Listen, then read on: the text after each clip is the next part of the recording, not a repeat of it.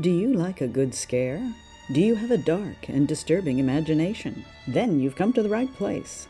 Time Warp Studios proudly presents The Shiver Show.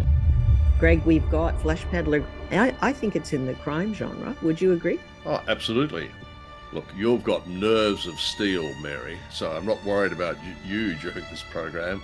But for me, there's nothing more creepy than a ventriloquist dummy. So in the case of this particular episode, I'm going to be pushing the furniture up against the studio door and hiding under the desk. Could you let me know when the program is finished? Very good plan, Greg. Let's go. And now, Mr. Deforest Kelley in Flesh Peddler, a tale well calculated to keep you in suspense. I'm an agent, a booking agent. Flesh peddlers, we are sometimes unkindly called. But I don't peddle flesh.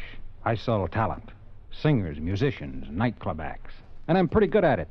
I've got an instinct for talent. When I find a new act that's really got it, I go after it until it's mine. Only the ventriloquist team of Wilson and Oliver, I wish I'd never heard of them. Then I could sleep better nights.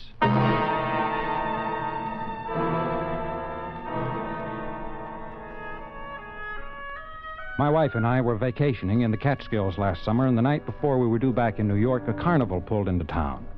Now, I don't want to sound like a snob, but to me, the carnival is the lowest form of show business. I hate them. But my wife, Gloria, loves them. Since I love Gloria, we went to the carnival. Pete, isn't it exciting? It's just cheap noise. Oh, I wish it had come to town sooner. I wish it hadn't come till tomorrow. Oh, come on, Pete. You might even find some new talent. Here? Why not? Freaks are for sideshows, honey, not class spots. You never can tell. A bearded lady might go great at the Copa. I can tell. Folks, right here for the wonder of the Midway. Hey, the one and only Alexander Wilson and his lovable little dummy pal, Oliver. Hey, you've seen ventriloquists before, you say. Hey, but you've never seen anything to equal Wilson. The remarkable Wilson and Oliver. Hey, don't pass us by, friends. Pete, let's go in. Oh, ventriloquist, a dime a dozen. Come on, I want to see him. Honey, you've seen 100 just like him. Well, maybe he's 1 in 100. All right. We pushed through into the small tent and took our places on the hard, uncomfortable benches. Wilson was already seated on the platform, a typical childishly dressed dummy on his lap. He was a man in his 50s, I'd say, with the saddest face I've seen in 15 years of show business. When the people were in, he suddenly sprang the dummy to life. Shut the doors, shut the doors. All present accounted for, Mr. Wilson. You're sure, Oliver? Sure. Well, then, say hello to the people. Hello to the people. Oh, now, come, Oliver. You can do better than that. I can? Yes. Well, you ought to know. The routine was awful, dull, time-worn. But for some reason, this Wilson fascinated me. He had a talent, all right. His handling of the dummy was amazingly accurate. As the act went on, I began to think that Wilson was even better than the Barker said he was, and he was going over with the house. Wilson had Oliver sing while he himself smoked a cigarette. After a few more gag routines and a couple of neat tricks, the performance was over, and I knew I had to sign the act. I parked Gloria on the merry-go-round and then went looking for Wilson. I walked back of the Midway through the maze of painted trailers that were home to carny people. Suddenly, the door to one of them flew open, and a woman stepped out, a neatly trimmed beard covering her chin. What do you want? I'm looking for Alexander Wilson. Wilson? Why? I'm a talent agent from New York. I'd like to talk to him. Agent? Yes, Peter Harris, and you're... Bernice, it's on the posters. Oh, yes, of course, Bernice. What do you want with Alexander Wilson? Well, I told you Who is it, Bernice? Talent agent. Never mind, go back in. Agent? I'm looking for Mr. Wilson. Well, I'm Arthur. You caught my knife act? You know, I could pin a fly to a penny of 40 Quiet. feet. Don't mind him, Flesh Peddler. Go away. Go home. Agents are no good for us. Leave Wilson alone. And you know, like I could put out a candle flame with a penknife at 30 feet, Agent Man. Arthur? And go back in. maybe he could sell my act. Go in. All right. Wilson's in trailer 17, Agent Man. Hey, if you ever need a good Shut up, knife Arthur. thrower- Shut up. Get in there. Forget what he said. Arthur is, well, he isn't quite bright. You know what I mean? Yeah. What's so wrong about seeing Wilson? There are plenty of acts like his. You don't need him. Well, you've got my curiosity going now, Bernice. I hadn't intended that. But forget your curiosity. And go home. Now. Why? Believe me, Flesh Peddler, you will thank me for this advice someday. Which is trailer 17?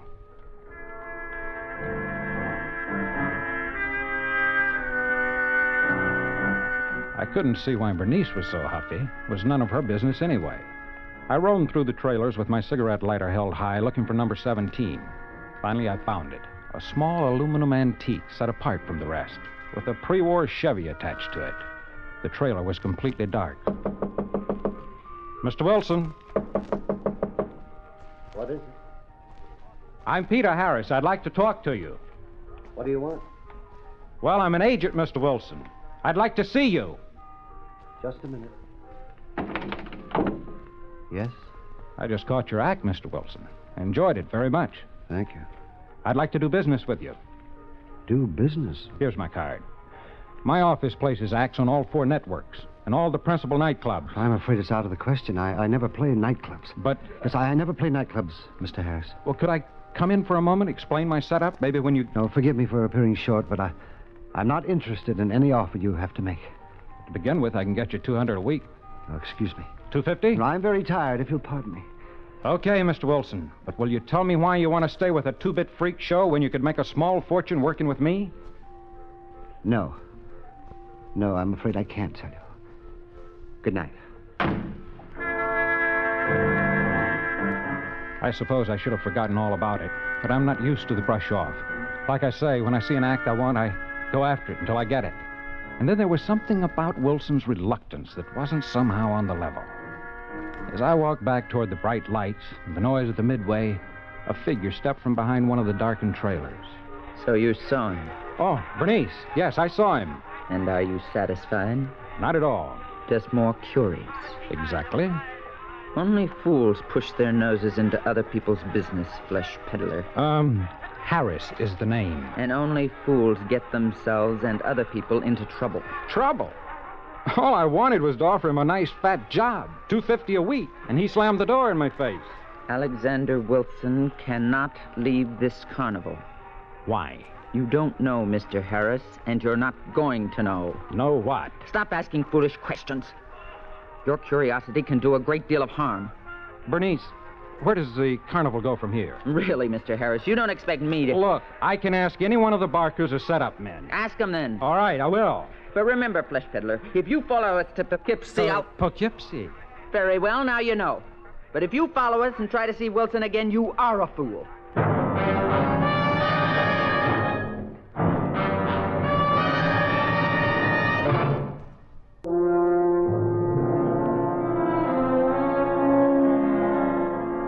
Gloria and I drove back to Manhattan the next morning.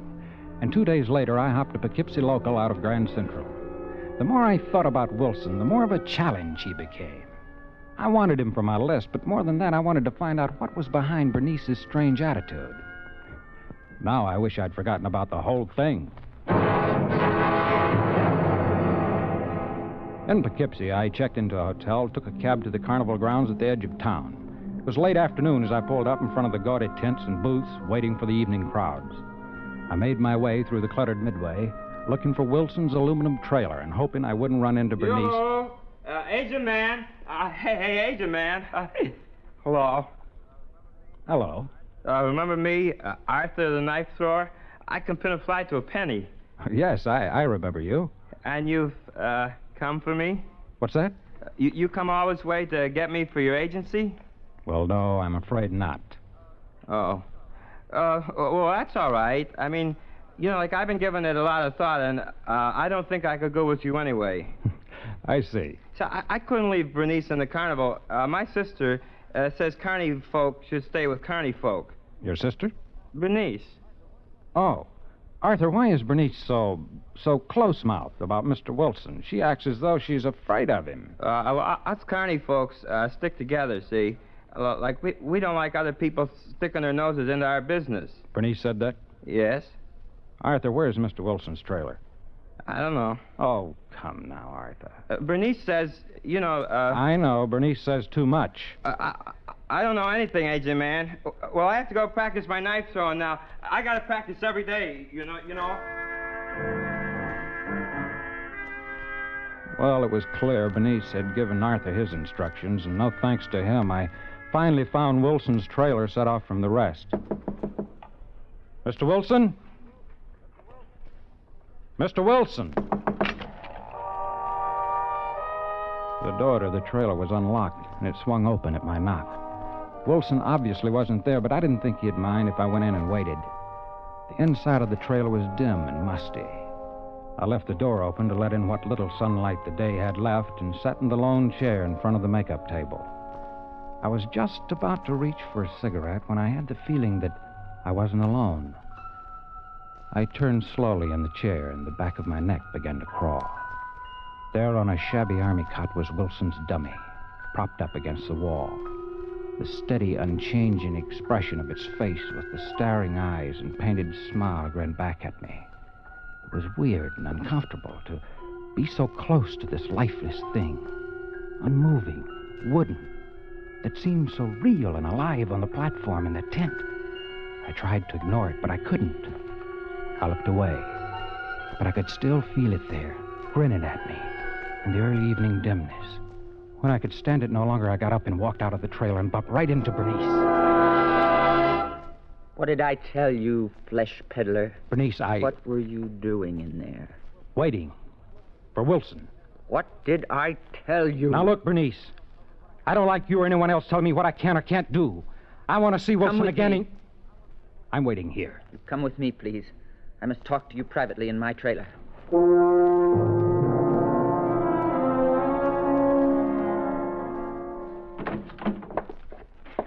Sit down. Well, what's on your mind, Bernice? I didn't really think you'd follow us. I told you I'm not easily discouraged. Mr. Harris, I must warn you again to leave now without seeing Wilson. I don't think you understand me. I'm used to getting what I go after. Mr. Harris. I intend to see Wilson to try to talk him into signing a contract. And you've said so far, all that you've said is go away. Can you give me a good reason for not seeing him? Okay, then why did you insist on dragging me in here? Mr. Harris, can you assure me your interest in Wilson does not go beyond signing him as a client? What do you mean? Your interest in Wilson wouldn't by chance be in his past, his private life, and not in his professional talent. I never heard of him until I caught his act 3 days ago. Mr. Harris, I'd hoped I wouldn't have to tell you this. I didn't realize you were so stubborn, but... Yes? Well, Alexander Wilson lost his mind many years ago. That doesn't disturb you? It might, if I believed you, Bernice. What? I don't think Wilson's nuts. Apparently something's bothering him. Something big, maybe, but it's not insanity.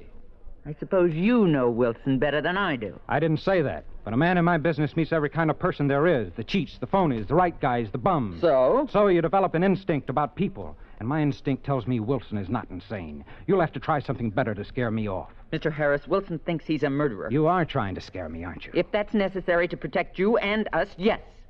You think he might murder me, too? I don't mean that. Actually, he never murdered anyone. Look, Bernice, you don't make sense. Don't you understand? No. I said Alexander Wilson thinks he is a murderer. He thinks he murdered a woman a long time ago. He's lived with this thought for years, nourished it, until he really believes it. It's driven him out of his mind. Bernice, do you expect me to believe a cockamamie story like that? It's the truth. So don't you see? The only place for him is here, in the carnival, with his own kind. We understand Well, him. hasn't anyone tried to help him, to make him realize He is that... beyond that now. But with us, he's all right. Outsiders disturb him. You haven't scared me off, Bernice. You've got to stay away from him. Why? If anything you've told me is true, it's only half the truth. It's enough for you to know. From you, maybe. Perhaps Wilson will tell me the rest. I've warned you. I will not warn you again. Hello, Bernice. Oh, hello again, Agent Man. Hi, Arthur. How's your throwing arm? Well, Come in, Arthur. Mr. Harris is just leaving. Yes. So long, Bernice. Goodbye, Mr. Harris.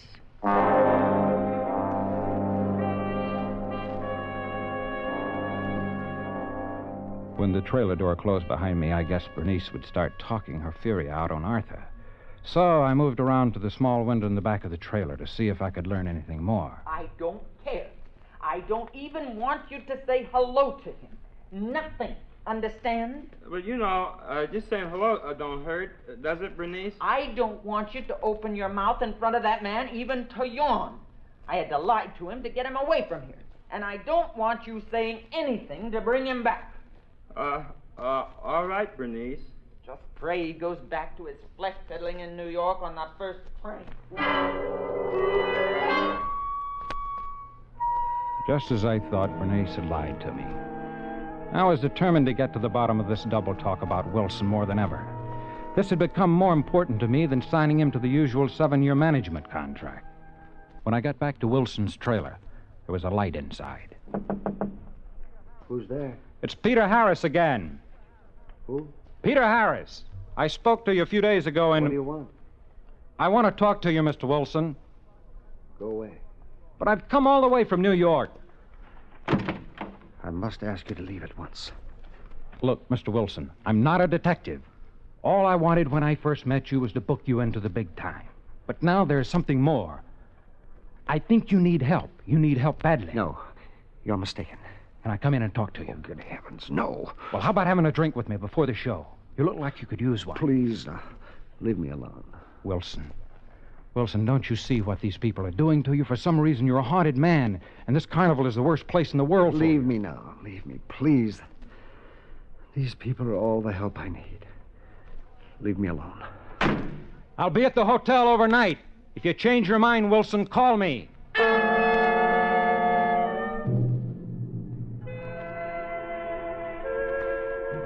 No, I was mad. If he wanted to rot there going with the carnival until it wasted away, it was no business of mine. I had a few drinks in my room at the hotel, phoned Gloria that I'd be home the next day, went to bed.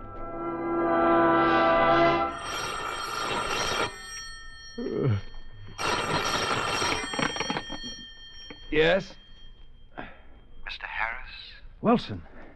Can you meet me right away? Right away? What time is it? Well, I don't know. It's after midnight. It's 1:30. Well, Please. I must talk to you. Can you meet me? Sure. Okay, where are you calling from? An all-night drugstore. Well, where is it? Wait, no. Not here. Meet me at my trailer. Okay. And please, hurry.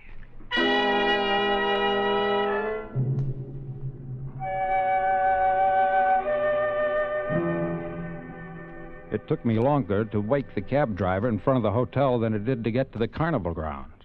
I told the cab to wait and made my way through the darkened tents and trailers to number 17. Come in. What's the matter? Mr. Harris, I've changed my mind. I want to leave with you tonight. Tonight? Well, what's the... Mr. Harris, you're the first person outside of the carnival I've talked to in more than 2 years. You're the first person I've had the courage to approach. Go on. I trust you, Mr. Harris. I can't see why, but I know you'll believe me and help me. I can't live like this anymore. Sure. Now, just take it No, easy. no. Listen to me. 2 years ago, I killed a woman. A beautiful woman. I loved her more than I've ever loved anything or anyone in my life. When I tried to tell her how much I loved her, she laughed at me. I couldn't stand that laugh. I understand, Wilson. But that isn't exactly justification You see, for she murder. and her son, she was divorced, were working in this very carnival when I first saw her, back in my hometown in Illinois. Yes? I fell in love. Oh, you can call me a rube, anything, but I was in love. I quit my job and followed the carnival for months. That's how much I loved her. And she laughed at me. So I shot her one night. And then I wanted to die, too. And when I saw her lying there at my feet, I wanted them to hang me, but they laughed at me. They laughed at The you? law, the police, they didn't believe I'd done anything. They wouldn't let me give myself up. Where did you get this crazy idea, Wilson? It isn't a crazy idea. It's the truth.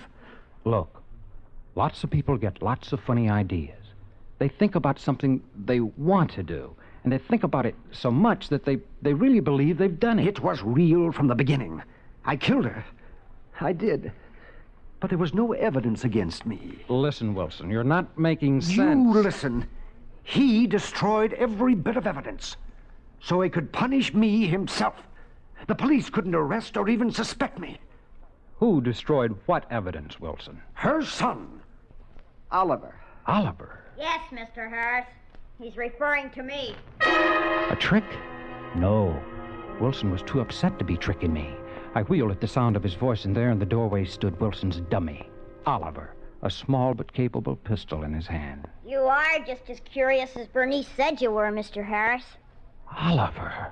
Bernice told me a lot about you. You had to know. And now you do. No, you're not... You're shocked to learn I'm a midget. I must admit you gave me quite a start when you made yourself at home in the trailer this afternoon. But that was... That was me, Mr. Harris. Fortunately, I was already made up for the evening performance. Mr. Harris hasn't done anything, Oliver. Let him go. That depends on you. You see, Mr. Harris, Wilson is no ventriloquist. I guess that's obvious now. It is. Wilson murdered my mother, and I protected him from the police.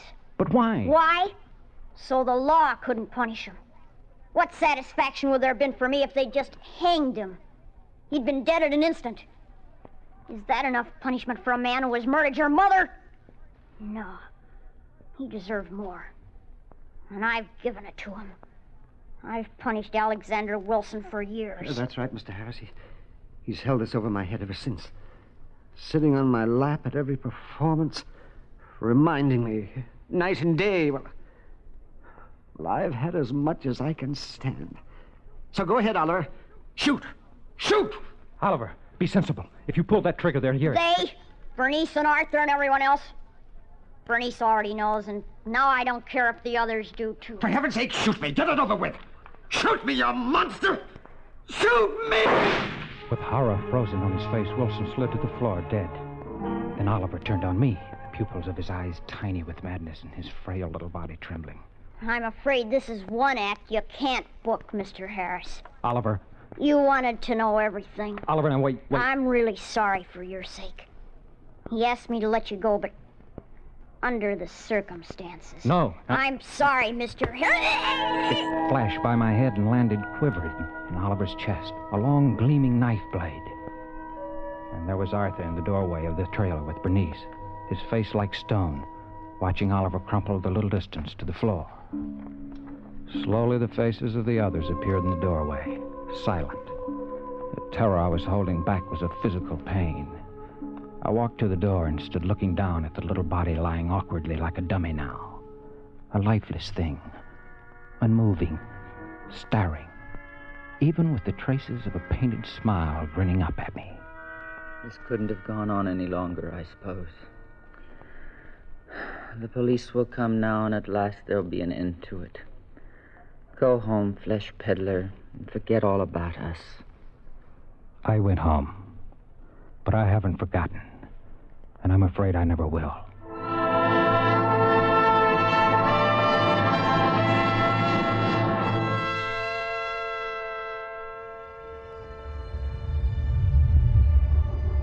All right, we've listened to Flesh Peddler. Greg, what did you think? Well, I have to admit, Mary, I didn't guess the ending.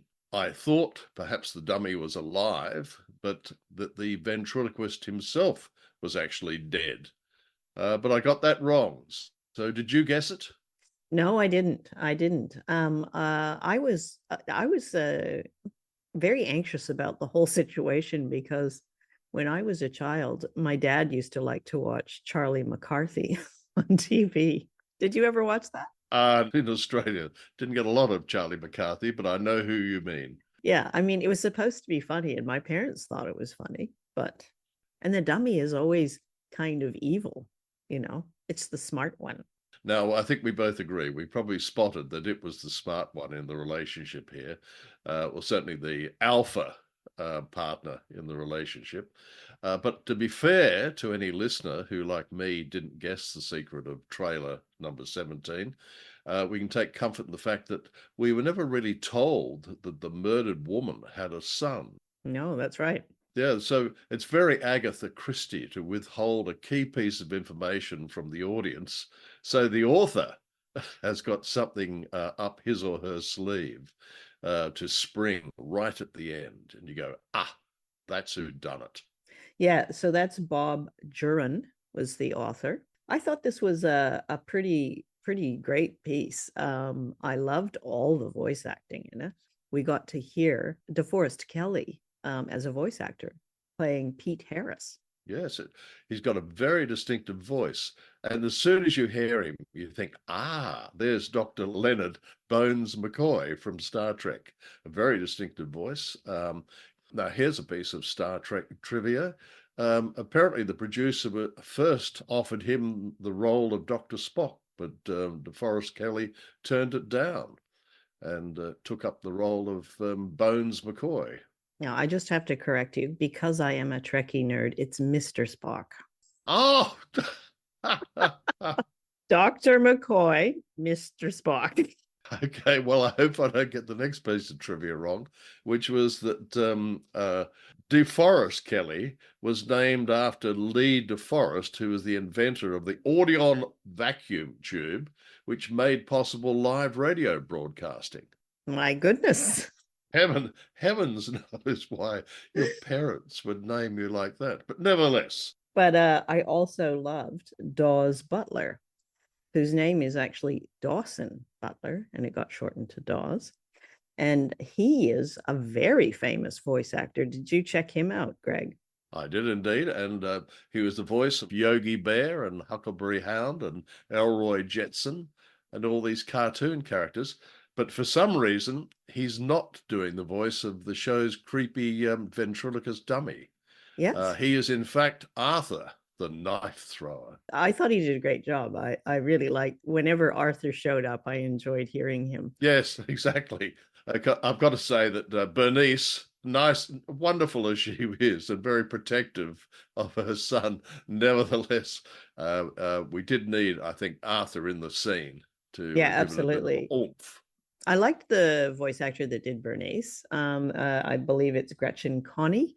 Yeah, the bearded lady. I thought, she had a nice sort of husky voice, what you would expect from a bearded lady. Very, very, very fun, that cast. In fact, that's very true of Dick Beals, who played Oliver the dummy, who he had a glandular issue, so his height was 4'7", and he had a very youthful voice, and apparently he was still playing on radio young boys even when he was in his 70s. Wow. And he was Speedy Alka-Seltzer, cartoon character. I remember those ads. So any parting thoughts on the Flesh Peddler? Well, I thought the main lesson to be learned from the Flesh Peddler is that if you ever go to a side show or a carnival, the first person you need to make friends with is the knife thrower. You never know when some crazy gun-toting dummy is going to come to life. That is a very good tip. I think that's very wise. Good night, Mary. Good night, Greg. That's our show for tonight.